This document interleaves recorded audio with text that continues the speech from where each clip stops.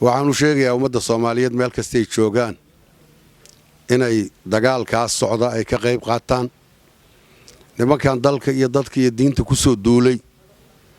in meel looga soo wada jeesto oo aanay maqlin hadalkooda wuxuu daaran yahay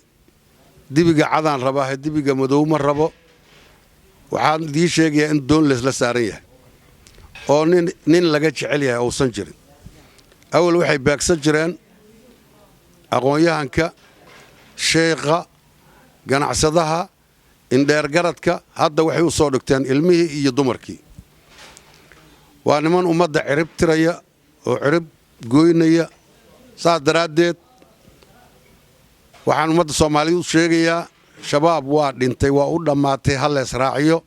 guryahana ha laga soo baxo wallaahi nin la deenayaa ma jiro ummadda Soomaaliyeed qaar ahaan reer Hiiraan hawsha aad wadaan aadan ugu faraxsanahay haday ahaan lahayd ciidamada qaranka iyo ciidamada dib u xoreynta waxa kale oo mahad celinayaa maamulka gobolka ugu horeeyo gudoomiyaha gobolka Cali Jeyte Cismaan oo bilaabay howlgalkan la'aantiisna aysan suuragal ahayn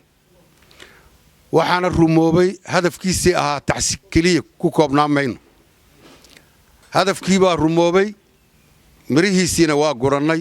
intii naga dhimatana Allah u naxariisto inta jiran oo dhaawacana Allah caafiyo hawshana waa saan u bilownay insha Allah waa dabar goynaynaa dhammaan inta ka qayb qaadatay oo ama ciidana ama dawladda federaal ama Hirshabeelle oo u midowday ummadaas dhibaataysan oo abaartu hayso in nimanka laga dul qaado inta u midowdana waa u mahad celinayaa dhamaantood assalaamu calaykum waraxmatullaahi wabarakaatuh